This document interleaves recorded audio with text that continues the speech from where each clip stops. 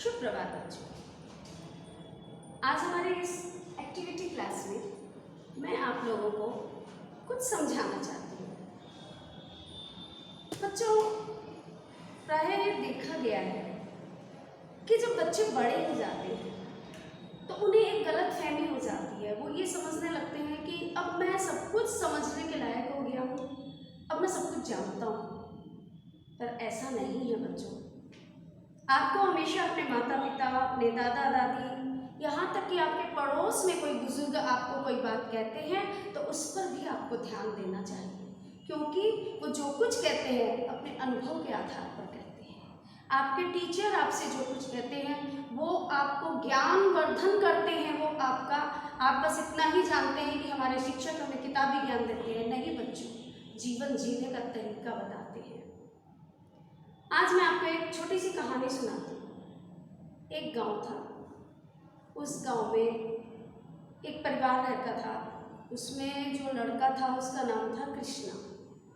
लड़का वास्तव में बहुत होशियार था, अपनी सूझबूझ से भी काम करता था, लेकिन इतना भी बड़ा और इतना भी बड़ा दिमाग का नहीं हो गया था कि हर परिस्थिति को वो हैंडल कर। उसे मार्गदर्शन की जरूरत थी। लेकिन चंचलतावश उसने अपने पिता से कहा कि पिताजी मैं भ्रमण के लिए जाऊंगा। उसके पिता ने कहा कोई बात नहीं बेटा, आप जा सकते हैं, मैं आपके जाने का इंतजाम कर दूंगा, लेकिन मैं आपको कुछ बातें बताता हूँ, उनको हमेशा याद रखना अपने भ्रमण के दौरान, भूलना नहीं। तो उसने कहा कहिए पिताजी।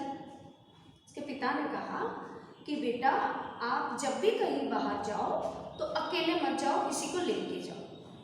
दूसरा कहा कि आप जहाँ कहीं भी विश्राम करने के लिए रुके तो उस जगह को याद कर लीजिए कि वो जगह कहाँ है। ये ना हो कि बाद में आप उस जगह को भूल जाएं। और तीसरा आप ये हमेशा याद रखिए कि ये हमारा ये जो गांव है, इसके थोड़ी दूर जाने के बाद जंगल पड़ता है और उसमें भालू है बहुत। तो जब भालू आपके करीब आए तो आप सांस रोक करके लेट जाना। ऐसी स्थिति में भालू आप पर हमला नहीं करेगा। तो आप मेरी इन 3 बातों को ध्यान में रखिए और आप अपने भ्रमण पे जा सकते हैं। जाते समय उसके पिता ने 2 उसके हेल्पर्स उसके साथ में दिए, कहा कि इन्हें अपने साथ रखो। पर लड़का तो नहीं चाहता था, तो अकेले जाना चाहता था। तो पिता के सामने तो उन्हें ले गया, लेकिन रास्ते में उन्हें चकमा देकर के वो अकेला ही आगे निकल गया। उसके पास एक छोटी सी कटार भी थी। जैसे ही वो जंगल में प्रवेश किया तो सामने से एक उसे शेर आता हुआ नजर आया।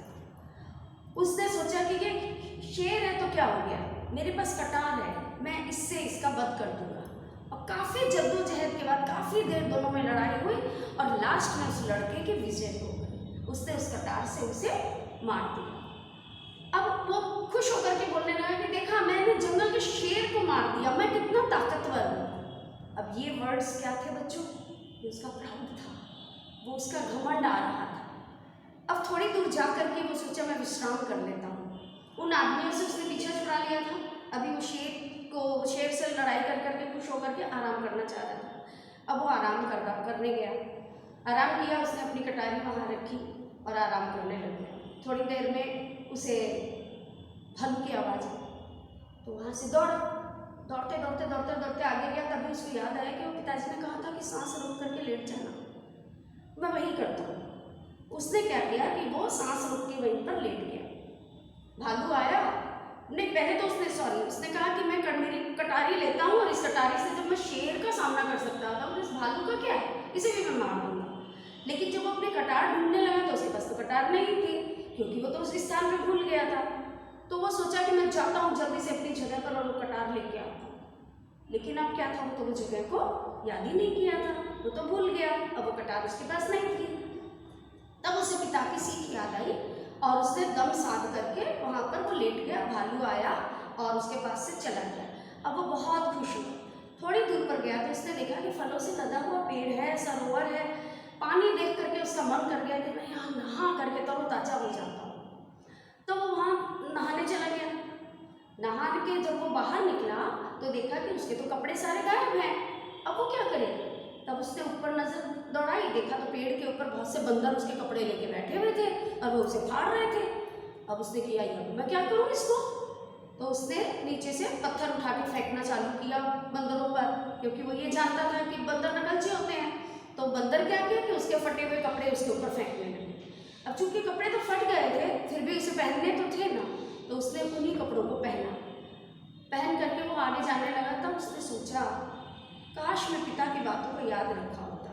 पिताजी ने कहा था कि जब भी कहीं जाओ तो किसी को साथ लेके जाना।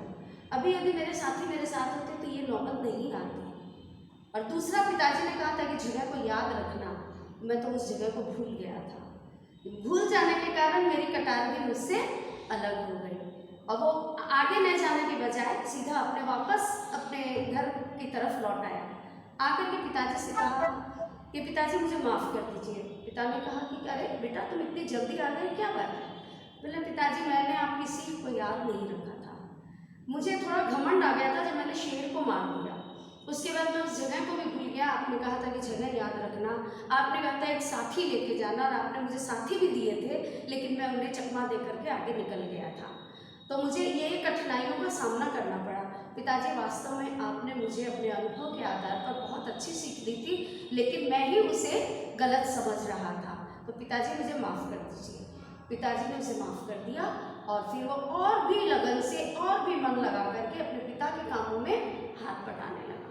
तो बच्चों, आपने देखा, जबकि वो इतना होशियार था, लेकिन फिर भी एक छोटा सा घमंड उसे खा गया। अब पिता की कई बातों को उसने इग्नोर कर दिया। तो क्या हुआ कि उसने अपने मुंह से कबूल किया कि मुझे किस किस परिस्थिति का सामना करना पड़ा। तो बच्चों, आप भी अपने बड़ों की आज्ञा का पालन करें और उनके कहे रास्ते पर चलें। धन्यवाद।